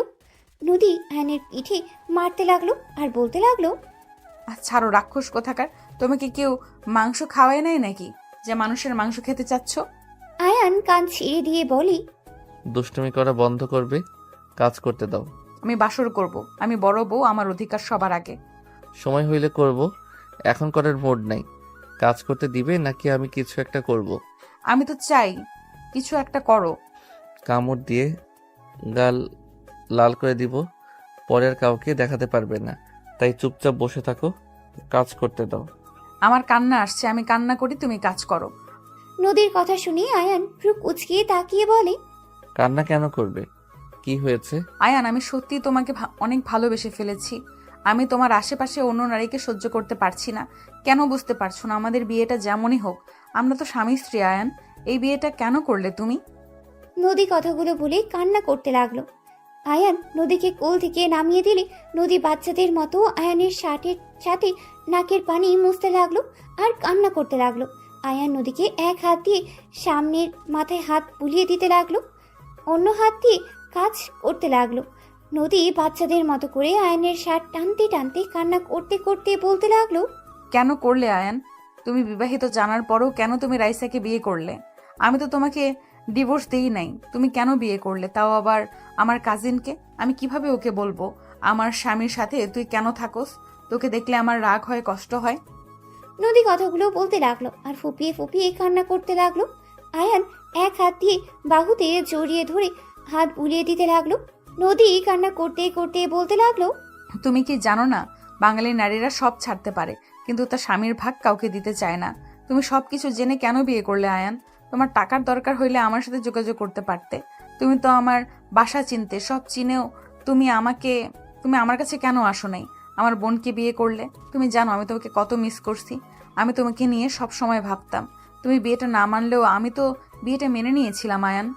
নদী কথাগুলো বলতে বলতে কান্নায় ভেঙে পড়লো। আয়ান নিজের কাজ রেখে নদীর দিকে তাকিয়ে 2 হাত দিয়ে চোখ মুছে দিতে লাগলো। নদীর রেগে হাত সরিয়ে দিতে লাগলো। আয়ান জোর করে নদীকে জড়িয়ে ধরে বলতে লাগলো, কান্না থামাও, কেউ এসে যাবে। তোমার মনে কি কারোর প্রতি কোনো দয়া মায়া হয় না? তোমার মন এতটা পাষাণ কেন? আমি এমনই, আমার কারোর প্রতি মায়া হয় না। আমার প্রতি একটু মায়া জন্মালে কি ক্ষতি হবে? হ্যাঁ, কান্না থামাও, কথায় কথায় কান্না করবে না তো। এইটার খুব বিরক্ত লাগে। কেউ মনে হয় আসছে, চোখ মুছো। আয়ান নদীকে ছেড়ে দিয়ে কাজ করতে লাগলো। নদী তাড়াতাড়ি করে চোখ মুছে ফেললো। নিজেকে স্বাভাবিক করতে গিয়ে আবার কান্না করলে কারো কণ্ঠের শব্দ শুনি সাথে সাথে নিজেকে সামলিয়ে নেয়। আশিক এসেছে, বলে ওঠে, আয়ান, আমার গার্লফ্রেন্ড ওর ফ্যামিলি দেশে এসে গেছে, রাফি ভাইও এসেছে, এখন কি হবে? আশিক কথাগুলো বলে সামনে তাকাতেই দেখে নদী বসে আছে। নদী আশিকের কথা শুনে বলে, গার্লফ্রেন্ড আছে তোর? আপু তুই এখানে কি করো? দুলা ভাইয়ের সাথে গল্প করি। তোর গার্লফ্রেন্ড আছে? আপু কাউকে বলো না, আব্বু শুনলে রেগে যাবে। বলবো না, বাট আমার কথা শুনে চললে। ঠিক আছে, সব শুনবো। আপু তুমি একটু যাও তো, আমি আয়নের সাথে কথা বলবো। ওই দুলাভাই হয়, তুই নাম ধরে ডাকছিস কেন? অভদ্র কোথাকার। আমি অনুমতি দিয়েছি, তাই বলছে আপনি জানতো। কিসের অনুমতি? হ্যাঁ, ওকে দুলাভাই বলে ডাকবি, একদম নাম ধরে ডাকবি না। ঠিক আছে, তুমি যাও। নদী চলে গেলে আশিক আয়নের কাছে এসে বলে, আপু তো বাইরে গেছে, এখন কি হবে? ভাইয়া যদি তার বাবা মাকে নিয়ে চলে আসে, হুট করে যদি সবাই জেনে যায় যে এতদিন মিথ্যা কথা বলেছে রাইসা আপু তুমি তার হাজবেন্ড না, ভাবতে পারছো কি হবে? আমার আব্বু আরও রেগে যাবে। আপনার রিয়েল দুলাভাইকে কল করে সোজা বলেন এই বাসায় আসা লাগবে না। ভালোভাবে বুঝিয়ে বলেন, আমরা আগে সবাইকে বুঝিয়ে নেই তারপর। তাই বলতে হবে। উনি ওনার দাদুর বাড়িতে যাবে, ওইখান থেকে সোজা আমাদের বাসায় আসবে হয়তো। দাদার বাড়ি? হ্যাঁ। ও আচ্ছা। আপু কখন আসবে, কিছু বলে গেছে কি? কল দেন। কল কেটে দেয়, মনে হয় ব্যস্ত আছে। ও আচ্ছা যান, চিন্তা করেন না, কিছু হবে না, সব ঠিকঠাক হয়ে যাবে। আশিক চলে গেল। আয়ান মনে মনে কিছুক্ষণ ভেবে কাজ করতে লাগলো। রাত 10টায় রাইসা রুমে আসলে আয়ানকে বলল, আয়ান, আজকে থেকে কিছু শুনেছো? হ্যাঁ, আপনার বয়ফ্রেন্ড এখানে আসবে ফ্যামিলি নিয়ে। 3 দিন সময় আছে। ওই এখনো বলেনি, বাট ওরা ঘুরতে দেশে এসেছে। 3 দিনের ভেতরে রাফি ওর ফ্যামিলিকে জানিয়ে দিয়ে চলে আসবে। এখন আমাদের কাজ হলো যে কোনোভাবে হোক সবাইকে বুঝিয়ে বলতে হবে আমরা কেন এমন করেছি। আচ্ছা, 3 দিন সময় আছে, এর ভিতরে সব ঠিক করে নেওয়া যাবে। আর আপনি তো বলেছিলেন কাজের চাপে দেশে আসতে পারছেন না, তাহলে হঠাৎ করে দেশে কেন আসলো? আমি জানি না, শুধু বলো দেশে আসবে। 3 দিন পর আমাদের এখানে আসবে। আমার মাথায় কিছু কাজ করছে না, ওর মাথায় যে কি ঢুকে আছে কে জানে। ও আচ্ছা। রাইসা কিছু বলবে তখনই রুমি নদী ভিতরে ঢুকে বলে, রাইসা, হ্যাঁ বল। আজকে আমি তোর সাথে ঘুমাবো। অনেকদিন ধরে দুই বোন একসাথে থাকি না, গল্প করা হয় না। রাইসা নদীর কথা শুনে চমকে গেল, ঢোক গিলতে লাগলো। আয়ান মনে মনে ভাবতে লাগলো, পাগলি বউ আমার, ভেবেছে আমি ম্যামের সাথে বাসর করব। পাগলি তো জানে না আমাদের বিয়ে হয় নাই, আর তো বাসর দূরের কথা। ইয়া মানে? নদী, আমাদের তো অনেক কাজ, আগামীকাল একসাথে গল্প করব। বুঝছি, জামাই পেয়ে বোনদের ভুলে গেছিস। আমি যে তোর বোনের থেকেও বেশি কিছু, এইটা তুই ভুলে গেছিস। এখন তোর স্বামী সব, তাই না? আরে নদী, তা না, তুই ভুল বসছিস। দেখ, সত্যি আমাদের অনেক কাজ আছে। রাইসার কথা শুনে নদী মনে মনে ভাবতে লাগলো, কি কাজ আছে আমি ভালো করে জানি। আমার জামাইয়ের সাথে বাসর করাবো ভালো করে, যেইভাবেই হোক এই রুমে থাকতেই হবে, না হলে ওদের মাঝে না, এটা হতে পারে না। নদী কথাগুলো ভেবে বলে ওঠে, আমি কিছু জানি না, আমি এখানে থাকবো, তোর সাথে ঘুমাবো, এটাই আমার শেষ কথা। নদী কথাগুলো বলে সোজা খাটে গিয়ে শুয়ে পড়ল। আয়ান বলে ওঠে, শালিকা, তুমি তো জানো আমাদের বাসর এখনো হয় নাই। তুমি যদি থাকো তাহলে আমরা বাসর কিভাবে করব? আয়ানের কথা শুনে রাইসা রাগী লুক নিয়ে তাকালে আয়ান চোখ টিপ দিলে রাইসা কিছু বলল না। নদী বলে উঠে, দেখুন দুলাভাই, আমার বোনকে আমি অনেক ভালোবাসি। আমি এতদিন দেশে ছিলাম না, রাইসাও নিজের অফিসের জন্য ব্যস্ত ছিল। দুই বোন অনেক দিন ধরে একসাথে থাকি না, বাসর পরে করেন। বউ তো আর পালিয়ে যাচ্ছে না। আমার অনেক মনে পড়ছে রাইসাকে। আমি এখন এখান থেকে যাব না। আপনি আমার বউকে আমার থেকে দূরে রাখতে পারেন না। আইন বাদ দাও, নদী বয়সে শুধু বড় হয়েছে, এখনো বাচ্চাদের মতো আছে। আর আসলে আমরা দু বোন অনেক দিন ধরে একসাথে থাকি না। আজকে তুমি সোফায় ঘুমাও, আমি আর নদী একসাথে ঘুমাবো। বউ, তুমি শুধু তোমার বোনের কথা ভাবলে, আমার কথা তো একটু ভাবো না? রাইসা চোখ পাকালে আয়ান ইশারা করলে রাইসা বলে ওঠে, এতদিন ধৈর্য ধরেছ, আজকে রাত তো ধৈর্য ধরো। রাইসা আমার কাছে আয়, তোর জামাইয়ের কাছে অনেক গেছস। নদী রাইসাকে খাটে বসিয়ে রাইসার কোলে বসে আয়ানের দিকে তাকিয়ে ভিলেনের মতো হাসি দিলে আয়ান হাসতে শুরু করে দিল। রাইসা ভ্রু কুচকিয়ে তাকালে আয়ান বলে ওঠে, বউ, আমার জায়গায় তুমি শালিকাকে কেন দিচ্ছ? কাজ করো। ঠিক আছে। রাইসা নদীর মাথায় হাত বুলিয়ে দিয়ে ঘুম পাড়িয়ে দিল। রাইসা আয়ানকে বলে, এই, তুমি এত বেশি কথা বলে কেন? রাগ তুলবে না বলে দিলাম, ভুলেছেও না। তুমি কিন্তু আমার ফেক হাজবেন্ড, জামাইয়ের মতো ব্যবহার করবে না একদম। ম্যাম, আপনার যে বোন, উনি সন্দেহ করতো, তাই আমি একটু বাজে কথা বলছি। আমি আপনার জন্য তো বললাম। ভালো হয়েছে, মনোযোগ দাও। আয়ান চুপচাপ কাজ করতে লাগলো, রাইসা ল্যাপটপ নিয়ে কাজ করতে লাগলো। সারা রাত দুইজন কাজ করতে করতেই লাগলো। 4টার দিকে দুজন ঘুমিয়ে গেল। সকালে নদী ঘুম ভাঙলে দেখে রাইসা ওকে জড়িয়ে ধরে ঘুমিয়ে আছে। নদী রাইসার হাত ছড়িয়ে দিয়ে আয়নের দিকে তাকিয়ে দেখে আয়ান সোফায় ঘুমিয়ে আছে। নদী বিজয়ী হাসি হেসে মনে মনে ভাবতে লাগলো, কর বাসর, আমার আগে বাসর করার মজা বুঝিয়ে দিয়েছি। লুচ্চা বেডা একটা, এমন জায়গায় মারবো না বাসর আর মুখেও নিয়ে আসবি না, কুত্তা বিড়াল। নদী মুখ ভেঙচি দিয়ে নেমে চলে গেল রুমে। রাইসার ঘুম ভাঙলে ঘড়ির দিকে তাকাতে দেখে অনেক বেজে গেছে। রাইসা তাড়াতাড়ি করে উঠে পড়লো। আয়নকে তাড়াতাড়ি ডাক দিয়ে তুলে নিয়ে বলল, আয়ন ওঠো, তাড়াতাড়ি রেডি হতে হবে, অনেক বেঁচে গেছে। রাইসা কথাগুলো বলেই চলে গেল। আয়ান তাড়াহুড়ো করে উঠে পড়লো। ব্যাগ থেকে শার্ট প্যান্ট নিয়ে পাশের রুমে গিয়ে ফ্রেশ হয়ে রেডি হয়ে নিল। রাইসার রুমে এসেছে, সব কিছু গুছিয়ে নিতে লাগলো। গুছিয়ে নিয়ে রাইসার সাথে তাড়াতাড়ি করে বাসা থেকে বের হয়ে গেল। সন্ধ্যার দিকে আয়ান রাইসা বাসায় ফিরল। বাসায় ঘরে যেতেই আয়ান রাইসা দুজন চমকে উঠল। আয়ানকে দেখে কেউ কিছু বলার আগেই নদীর আম্মু বলে ওঠে, আম্মাজান, এটা রাইসা আর তার হাজবেন্ড আয়ান। রাইসা, এইটা তোর দাদিমা, ছোট চাচ্চু চাচ্চি, আর এটা তোর ছোট চাচ্চুর ছেলে মেয়ে রাফি আতিয়া। আসসালামু আলাইকুম, কেমন আছেন আপনারা? ওয়ালাইকুম আসসালাম, আলহামদুলিল্লাহ। আয়ানকে কেউ কিছু বলার আগেই আয়ান হাতিয়ার সামনে গিয়ে ঠাস করে থাপ্পড় মেরে দিল। সবাই হতভম্ব হয়ে গেল। নদীর আব্বু রেগে বলে ওঠে, ফকিন্নির বাচ্চা, তোর এত বড় সাহস, আমার বাতিজির গায়ে হাত তুলস? রাইসা, তোর জামাইকে আজকে আমার হাত থেকে কেউ বাঁচাতে পারবে না। অনেক সহ্য করেছি, আর না। আয়ন, এটা কি করলে? এই তোমার বয়স কত? আতিয়া গালে হাত দিয়ে ঠোঁট বিচ্ছিরে কান্না করতে লাগলো। আয়ানকে জড়িয়ে ধরলে আয়ান সরিয়ে দেওয়ার চেষ্টা করতে লাগলো। আয়ান বলে ওঠে, খুব পাকনা হয়ে গেছো তাই না? কোথায় কি করো তুমি কি ভাবছো আমি কিছু জানি না? থাপ্পড় দিয়ে সবগুলো দাঁত ফেলে দিব। কি করছো তুমি জানো না নাকি? আমি যদি মুখ খুলি তো তোমাকে মেরে কেটে নদীতে ভাসিয়ে দিব। ছাড়ো। নদীর আব্বু রেগে আয়নের কলার ধরে টান দিয়ে ঠাস করে থাপ্পড় মারলো। দাদিমা বলে ওঠে, শফিক, ছাড়ো ওকে। আম্মাজান, আপনি জানেন না এই ফকিন্নির বাচ্চা রাইসাকে ফাঁসিয়ে বিয়ে করেছে। আমাদের সম্পত্তির লোভে এই বাড়িতে এসেছে। শফিক, ছাড়তে বলেছি, ছাড়ো। কে কি সেটাই না জেনে হাত তুলবে না।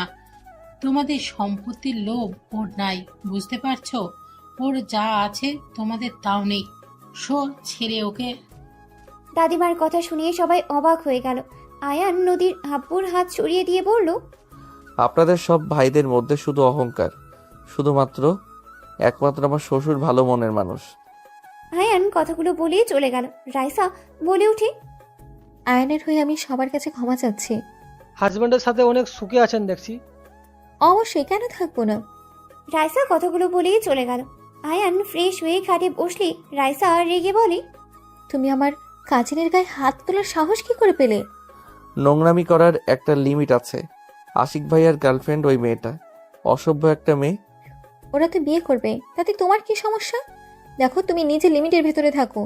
উনি আপনার কাজিন হয়, আগে তো বলেন নাই। কি বলবো, আমি নিজেই তো জানতাম না। জানলে কি এত কিছু করতে হইতো? সবাই জানিয়ে দিতাম। ও আচ্ছা, যাই হোক, আমরা যে প্রজেক্টটা পেলাম এতে অনেক ভালো লাগছে। আপনার অনেক দিনের স্বপ্ন পূর্ণ হয়েছে। এখন শুধু কাজ করতে হবে।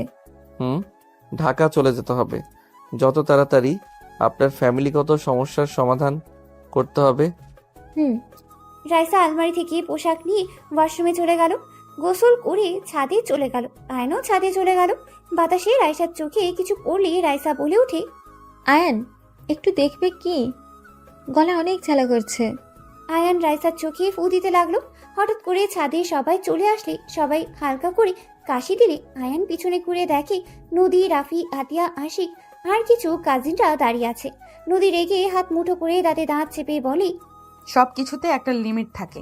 ছাদে এসেছে আপনাদের রোম্যান্স করতে হবে, নোংরামি করতে লজ্জা করে না? ঘর কি জন্য আছে? বিছানা বালিশ সব নিয়ে এসেছি, এখানে বাসর কর দুইজনে। নদীর কথা শুনে রাইসা রাফির দিকে তাকালো। রাইসা ঘৃণ্য শরীর গুলিয়ে আসতে লাগলো। রাফি কিছু না বলে এক সাইডে চলে গেল। আয়ান নদীর দিকে রাগী লুক নিয়ে তাকিয়ে বলে, আমার বউ, আমি যেখানে ইচ্ছে সেখানে আদর করব। তোমার সমস্যা কোথায়? সব সময় বেশি বুঝবে না। আমার কি সমস্যা হবে? সবার সামনে নোংরামি মেনে নেওয়ার মতো না। আমরা না এসেছে যদি এখানে বড়রা কেউ আসতো তখন কি হতো? দেখো তো কি আর হইতো। জাস্ট শ্যাট আপ আয়ান, মুখ সামলিয়ে কথা বলো। ভাইয়া ভাবির চোখে ময়লা গেছে, বের করে দাও। আমি তো বের করতে নিয়েছি, তার ভিতরে তো তোমরা চলে আসলে। আয়নের মুখ থেকে ভাইয়া ভাবি শুনে বেশ অবাক হয়ে গেল নদী, রাইসা, আশিক। রাফি বলে উঠে, তুই বের কর, আমার বউ নাকি যে আমি বের করব? মেজাজ খারাপ করবে না, তুমি ভালো করে জানো এখানে কোনো বাজে কিছু হতে পারে না। বের কর, কেউ দেখলে ঝামেলা হবে। চোখ দিয়ে পানি পড়ছে। আতিয়া ভাবির চোখের ময়লাটা বের করে দাও। উনি আমাদের ভাবি হয়, আমার বউ না। কাউকে বলো না। বড় ভাইয়া রাইসা আপুকে ভালোবাসে, ওনারা রিলেশনে আছে। আর তুমি আশিকের সাথে যা শুরু করছো, মেজাজ খারাপ করো না। কথা বলা যদি বেশি দেখি, থাপ্পড় মেরে গাল ফাটিয়ে দিব। আয়নের কথা শুনে সবাই চোখ বড় বড় করে ফেললো। নদী বলে উঠে, রাইসার সাথে তোমার বিয়ে হয় নাই? না। তুমি ওর সাথে 6 দিন এক রুমে কেন থাকলে? রাতে যেমন দেখছো সেইভাবে থাকি। আশা করি তোমার প্রশ্নের উত্তর পেয়ে গেছো। আর আমাদের নিয়ে বাজে চিন্তা ভাবনা নিয়ে আসবে না। উনি আমার বড় বোন, ভাবি, ম্যামের বাহিরে কিছু না। আয়ান কথাগুলো বলে চলে গেল। রাফি রাইসার কাছে এসেছে, চোখে ময়লা পরিষ্কার করতে লাগলো। রাইসা বলে উঠে, রাফি, তুমি কি আমাকে ভুল বুঝেছিলে নদীর মতো? তুমি কি ওটাই ভাবছিলে? আরে না, তোমার কি মনে হয় আমি তোমার রুমে সিসি ক্যামেরা রাখার কথা বললেও কেন রাখি নাই? আমি জানি আয়ান তোমার দিকে বাজেভাবে তাকাবে না। আয়ান আমার ছোট ভাই, তোমার দেওয়ার হয়। রাফির কথা শুনে নদী, আশিক, রাইসার চোখ বড় বড় হয়ে গেল। রাইসা বলে উঠে, কি বলো? আয়ান তোমার ভাই হইলে ওই বস্তিতে কি করে? আর আমাদের অফিসে এত ছোট পদে কাজ কেন করে? ওই আব্বুকে পছন্দ করে না। তোমার আব্বু যেমন তোমাদের দুই ভাই বোনকে পেরায় রাখে, শাসন রাখে, তেমন সেম আমার আব্বু। আব্বু অনেক রাগী, বদমেজাজি। আব্বু ছোটবেলা থেকে বাইরে বেশি থেকেছে। আয়ান আব্বুর ভালোবাসা তেমন পায় নাই। তার ভিতরে আবার আব্বু বাসায় আসলে আয়ানকে আমাদের তিনজনকে অনেক শাসনে রাখতো। কিছু ভুল করলে মারতো, বকাঝকা করতো। আম্মু কিছু বলে আম্মুর গায়ে হাত তুলতো। আম্মুর গায়ে হাত তোলা থেকে ওইটাই আয়ানের মনের ভিতরে আব্বুর প্রতি ঘৃণা জন্ম নেয়। আব্বুর কোনো কাজ আয়ানের ভালো লাগতো না।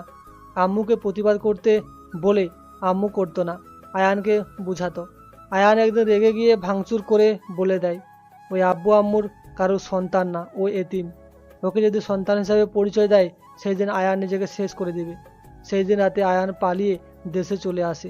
তারপর থেকে অন্য পরিচয় আছে। সেদিন কোলে নিয়ে আসলাম, তুমি তো ওকে কিছু বলো না, আর আমাকেও তো বললে না। আমি তোমাকে কিছু বললেও ওই এখানে আসতো না। তুমি ভাবি হবে দেখে তোমার সাথে এসেছে। অন্য কোনো মেয়ে হইলে তোমার সাথে কখনোই আসতো না। মানুষ ঠকানো ওর পছন্দ না। এই কাজগুলো করতেও ওই মনের সাথে হয়তো লড়াই করেছে।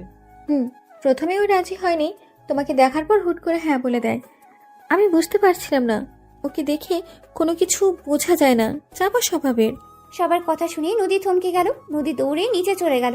নদী রাইসার রুমের সামনে গিয়ে দেখে আয়নের আম্মু আয়নকে জড়িয়ে ধরে কান্না করতে করতে বলছে, আয়ান, আর কতদিন আমাকে এভাবে শাস্তি দিবি? তুই আমার সন্তান, তোকে আমি কারোর সামনে পরিচয় দিতে পারছি না। আয়ান, তোকে এভাবে দেখতে আমার একদম ভালো লাগছে না। সন্তানকে কষ্ট পেতে দেখলে কি কোনো মায়ের মন শান্ত থাকতে পারে বল? 2টা সন্তান আছে, তাদের নিয়ে থাকেন, আমাকে ছাড়েন, কেউ এসে পড়বে। আয়ান, রাগ অভিমান কমিয়ে আমাদের সাথে চল না আয়ান। তোর আব্বু তোকে অনেক ভালোবাসে, বিশ্বাস কর। তোর আব্বু বাহিরে রাগী, ভেতরে তার মনটা একদম নরম। তাতে আমি কি করব? ছাড়েন তো। অহংকার ফ্যামিলির সাথে আমার কোনো সম্পর্ক থাকতে পারে না। আপনি এখান থেকে যান। আয়ান কথাটা বলে ওর আম্মুকে সরিয়ে দিয়ে বারান্দায় চলে গেল। আয়ান বারান্দায় দরজা লাগিয়ে দিল। আয়নের আম্মুকে বের হইতে দেখে নদী ওইখানেই চলে গেল। 3 ঘন্টা পর রাইসা রুমে এসেছে। আয়নকে দেখে বলে, আয়ন চলো নিচে খাবার খাওয়ার জন্য আম্মু ডাকছে। খাবো না, আপনি যান। এই তুমি এমন কেন? ঠিক মতো খেতে চাও না? ক্ষুধা না লাগলে আমি কি করব? চলো নিচে খেয়ে নেবে। ভাইয়া আপনার উপরে রাগ করে আছে নাকি? না। আচ্ছা তুমি আমার থেকে লুকালে কেন? তুমি যে রাফির ছোট ভাই। আমি কারো ভাই না, আমি আপনার অফিসের এমপ্লয়ি। যাই হোক, আমার সাথে চলো। রাইসা আয়নের হাত ধরে নিয়ে যেতে লাগলো। আয়ন বিরক্ত লাগলে কিছু বলল না। নিচে গেলে রাইসা আয়নের হাত ছেড়ে দিল। দুজন নিচে চলে গেল। আয়নকে রাইসা বলল, আয়ন চেয়ারে বসো। দরকার নাই, যেখানে বসে খাই ওইখানেই ঠিক আছে। আয়ন নিচে বসলে সবাই অবাক হয়ে তাকালো। রাইসার আব্বু বলে উঠে, ব্যাস অনেক হয়েছে, আয়ান এখানেই এসেছে, বসো। আমি তোমার শ্বশুর হয়ে বলছি, তুমি আমার কথা শুনবে না? তুমি কি মেয়ের জামাইকে মেনে নিলে নাকি? নদীর আব্বুর কথা শুনে রাইসার আব্বু কিছু না বলে উঠে গিয়ে আয়নের হাত ধরে চেয়ার টেনে বসিয়ে নিয়ে পাশে বসে পড়ল। রাইসা আয়নের পাশেই বসলো। রাইসার আব্বু বলে, আজ থেকে আমি আমার মেয়ের জামাইয়ের কোনো অপমান সহ্য করব না। আমার মেয়ে জামাই গরিব হতে পারে, বাট মনের দিক দিয়ে ওই ধনী। আর কিছু মানুষ টাকা পয়সা থাকার পরও সেই মনের দিক দিয়ে ছোট লোক। রাইসার আব্বুর কথা শুনে নদীর আব্বু রেগে গিয়ে বলে, তুই আমাকে ইঙ্গিত করে কথা বললি। দিন দিন অনেক সাহস বাড়ছে তোর। বড় ভাইকে সম্মান করতে ভুলে যাচ্ছিস, তাই না? মেয়ের জামাইকে বেশি মাথায় তুলিস না, পরে দেখবি তোকে রাস্তায় বসিয়ে দিয়ে চলে গেছে। রাইসার আব্বু বলে, আমি বাঁচবো কতদিন? আমার মেয়ে ছেলে সুখে থাকলেই হবে, এক জায়গায় থাকলেই হবে। কি হলো, তাকিয়ে আছো কেন? খেতে দাও আয়ানকে। রাইসার আম্মু সবাই খাবার দিতে লাগলো। আয়নের আব্বু রাগে নিচের দিকে তাকিয়ে থাকলো। সবাইকে খাবার দিয়ে খেতে লাগলো। দাদিমা বলে ওঠে, নাচ জামাই, তুমি খাওয়া শেষ করে একটু আমার রুমে আসো তো, তোমার সাথে আমার কিছু কথা আছে। দুঃখিত, আমার কাজ আছে। আয়নের কথা শুনে নদীর আব্বু রেগে বলে, দেখ তোর মেয়ের জামাইয়ের কত বড় সাহস। আম্মা জানের মুখের উপরে বলে দেয় কাজ আছে। আম্মা জানের থেকে কি ওর কাজ আগে?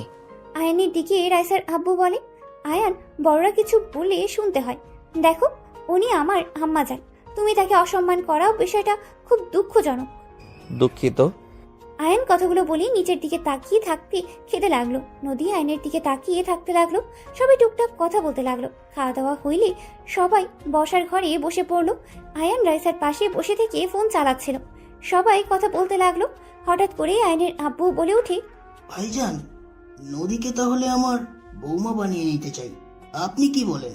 এটা তো খুব ভালো একটা সংবাদ। আমি নদীর জন্য পাত্র দেখতাম। সেখানে যদি রাফি বাবার সাথে বিয়ে হয় তাহলে তো অনেক ভালো হবে। হ্যাঁ, আমাদের মেয়ে আমাদের কাছে থাকবে। আমি এসেছি, আপনার ভাইকে বলেছিলাম, উনি বলল আপনারা রাজি না ও হতে পারেন। আরে না, রাজি কেন হবে না? আমার বাতিদির সাথে তো বিয়ে হবে, সেখানে না করার কোনো প্রশ্নই আসে না। আর এখানে বিয়ে হলে আরো অনেক ভালো হবে। আমার মেয়েকে নিয়ে কোনো চিন্তাই থাকবে না। আয়নের আব্বু আম্মু নদীর আব্বুর কথা বলতে লাগলো। আয়নের দিকে চোখ নদী তাকিয়ে আছে, রাফি রাইসার দিকে তাকিয়ে আছে। আয়ান সবার কথা শুনতে লাগলো। নদী আয়নের দিকে তাকিয়ে বলল, আব্বু আমি বিয়ে করতে পারবো না। নদীর কথা শুনে সবাই অবাক হয়ে গেল। নদীর আব্বু হাসি মুখে বলে, নদী, সব জায়গায় মজা করতে হয় না, এখানে সিরিয়াস ব্যাপারে কথা হচ্ছে। আমি কারোর সাথে মজা করছি না, আমি বিয়ে করতে পারবো না, এটাই আমার শেষ কথা। নদীর কথা শুনে নদীর আব্বু রেগে গিয়ে গালে সজোরে থাপ্পড় মেরে বলে, তোর সাহস কি করে হলো আমার মুখের উপরে না করস? আমি তোকে রাফির সাথে বিয়ে দিব, এটাই আমার লাস্ট কথা। তুই ভালো করে জানিস আমি একবার মুখ দিয়ে যা বের করি সেটাই করি। মেয়ে রাজি না থাকলে তাকে জোর করে বিয়ে দেওয়া ঠিক না আঙ্কেল। আয়নের কথা শুনে নদীর আব্বু রেগে ঘুরে আয়নের কলার ধরে বলে, তুই আমার মেয়ের মাথা নষ্ট করছিস নাকি? তুই তো আমার ফ্যামিলিকে নিজের হাতের মুঠো করে নিয়েছিস। দেখ, আমাকে রাগিয়ে দিস না, তোর জন্য মোটো কিছুই ভালো হবে না। রাইসার আব্বু নদীর আব্বুর হাত ধরে আয়নের কলার ছাড়িয়ে দিয়ে বলে, আয়ন খারাপ কিছু বলে নাই, নদী পছন্দ কি সেটা আগে জেনে তারপর বিয়ে ঠিক করো।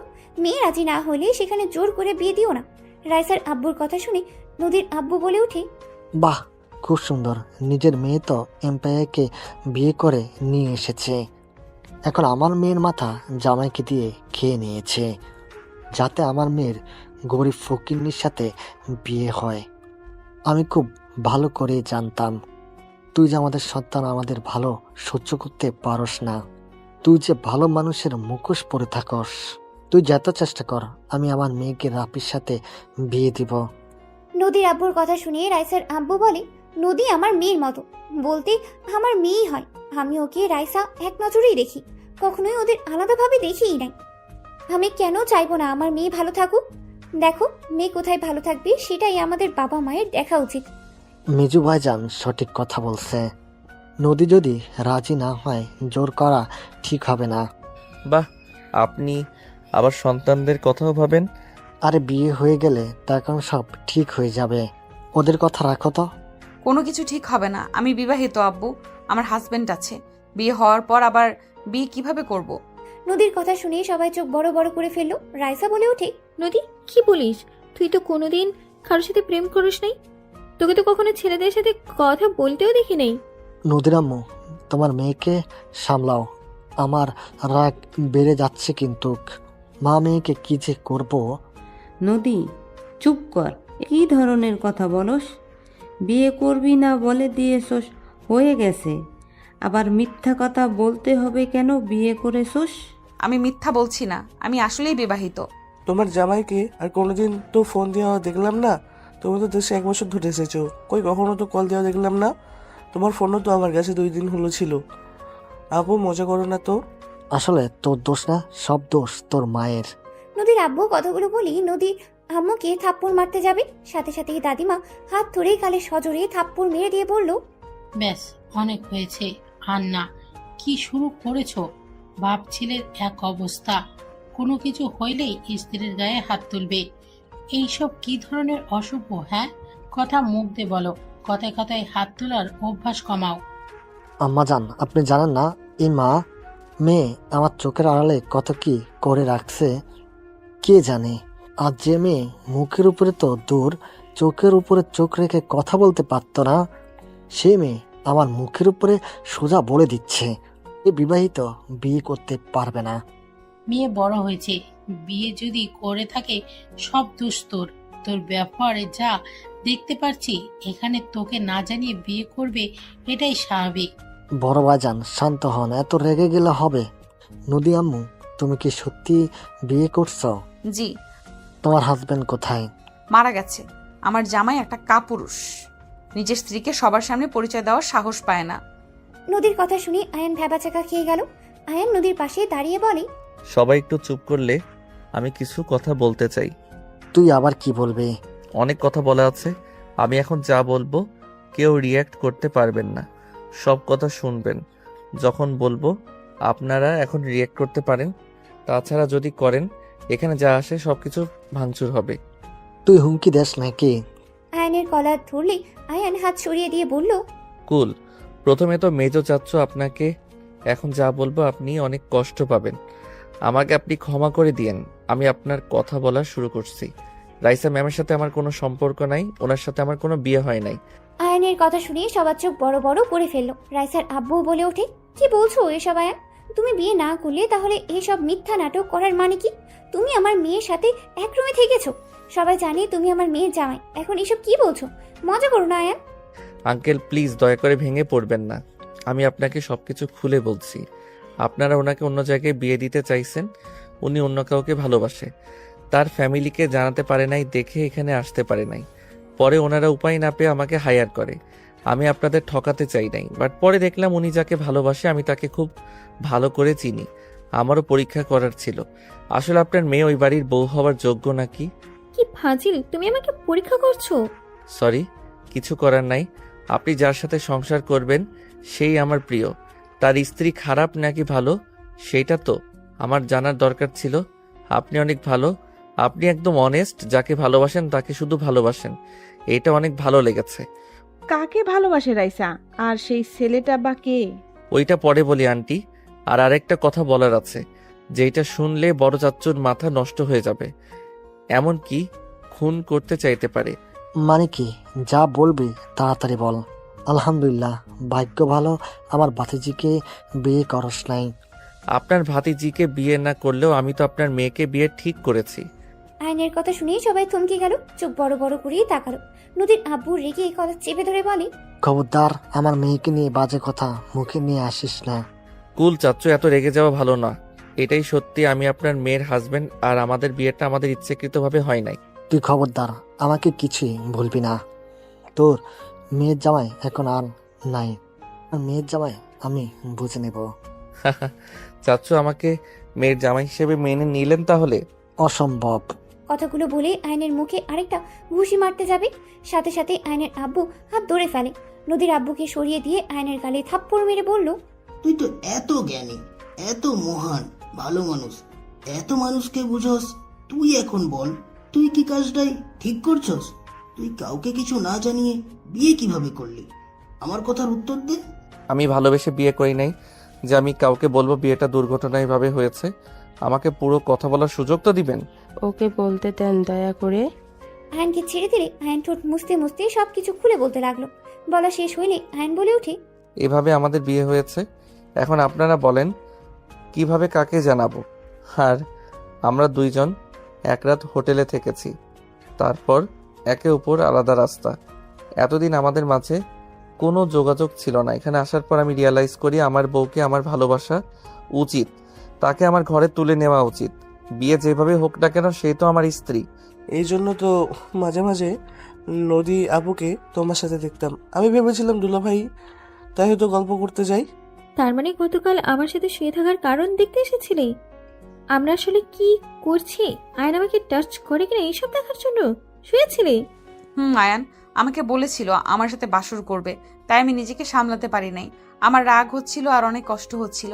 নিজের স্বামীকে অন্য মেয়ের সাথে কোন নারী বা দেখতে পারবে, তাই আমাকে এইসব বলছিল জন্য আমি তোদের এক হতে দিব না দেখে গেছিলাম। রাইসা ফিক করে হেসে দিয়ে বলে, পাঁচিল ছেলে, আমার বোন কিভাবে জেলাসি করাইছো কেন? কি করব, একটু দেখা লাগতো আসলে ভালোবাসে নাকি না। Just start up. সবাই চুপ করবে? যাতে যাই হয়ে যাক, আমি তোর হাতে আমার মেয়েকে দিব না। ভালো হয়েছে তোর সাথে আমার মেয়ে থাকে নাই। আমি খুব তাড়াতাড়ি তোর সাথে ডিভোর্স দিব। রাফি বাবা, তুমি তো শুনলে ওদের মধ্যে কোনো সম্পর্ক নাই, বিয়ে শুধু হয়েছে। দুঃখিত চাচু, ওদের মাঝে সম্পর্ক থাক বা না থাক, আমি নদীকে বিয়ে করতে পারবো না। শুধু নদী কেন, কোনো মেয়েকে বিয়ে করতে পারবো না। কেন, তুই আবার ছোট ভাইয়ের মতো বিয়ে করে রাখছস নাকি?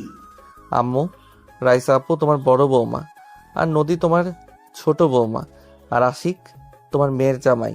আতিয়া আশিক রিলেশনে আছে, আর ভাইয়া আর রাইসা আপু রিলেশনে আছে। রাফি ভাইয়া আব্বুর ভয়ে কিছু বলতে পারে নাই। আমি বলে দিলাম, এখন তোমরা মেনে নিবে নাকি না। যদি নাও ভালো, না নিলে কিছু করার নাই।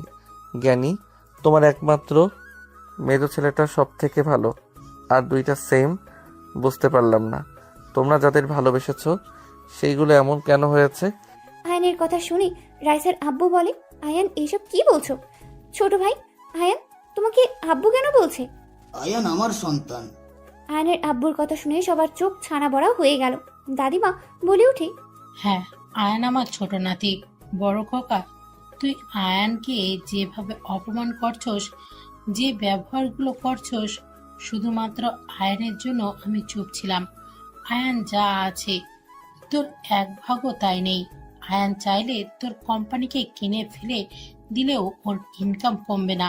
আয়ান যদি ছোটর ছেলে হয় তাহলে ও এমপ্লয় কিভাবে হয়? আয়ান আমার উপর রাগ করে পালিয়ে দেশে আসে। ওই আমাকে ঘৃণ্য করে। আমি আমার সন্তানকে দূর থেকে খোঁজ খবর নিতাম, বাট দিনাজপুরে গিয়ে এইসব হয়েছে, এইসব আমি জানতাম না। যাই হোক, অত কথা বলে লাভ নাই। নদী যেহেতু আমার বৌমা হয়ে গেছে, আমার সন্তান খুশি তো আমরাও খুশি। আর রাইসাকে যেহেতু রাফি ভালোবাসে, সেখানে আমার আর কোনো সমস্যাই নাই। যার যার মতো তাদের পার্টনার খুঁজে নিয়েছে, এখানে আর কিছু বলার নাই। বাট আশিক, তোমাদের বিয়ে দিলেও আমার মেয়েকে এই বাড়িতে পাঠাবো না। চাচু, আমি কি করেছি? কেন পাঠাবেন না? তোমরা দুইজন আরো একটু বড় হও, পড়াশোনা শেষ করো, তারপর। আচ্ছা। বড় ভাইজান, আপনার কি কোনো আপত্তি আছে? না আয়ান, ক্ষমা করে দিও। আমাকে তো একবার বলতে পারতে যে তুমি আমাদের বাতিজা। আসল ব্যবহার তো সবার দেখলাম। যাই হোক নদী, তুমি যদি ভেবে থাকো আমি ওনার ছেলে দেখে লন্ডন গিয়ে থাকতো, তাহলে ভুল। আমি ওই বস্তিতে থাকবো। আমার সাথে যদি বস্তিতে থাকতে পারো তাহলে আমার হাতটা শক্ত করে ধরবে, ছাড়তে পারবে না। আর যদি না ধরো তাহলে সারা জীবনের মতো চলে যাবে। নদী আয়নের হাত শক্ত করে ধরে বলে, স্বামী যেখানে আমিও সেখানে, কিন্তু পরনারীদের থেকে দূরে থাকতে হবে। যদি কোনো নারীর সাথে দেখি তাহলে কিন্তু। বুঝছি, খুন করবে নাকি? ও থুকু, আমি তো মারা গেছে, আমাকে আবার খুন করবে কিভাবে? আয়নের কথা শুনে সবাই হেসে দিলে নদী আয়নকে মারতে মারতে বলে, আমি রেগে বলছি, তুমি চুপ করেছিলে তাই বলছি। ও আচ্ছা, আমি তো ভেবেছিলাম সত্যি মারা গেছি। চুপ করো। আয়ন চুপ হয়ে গেলে সবাই হাসতে লাগলো। নদী আয়নের বাহু জড়িয়ে ধরে লজ্জা পেয়ে গেল।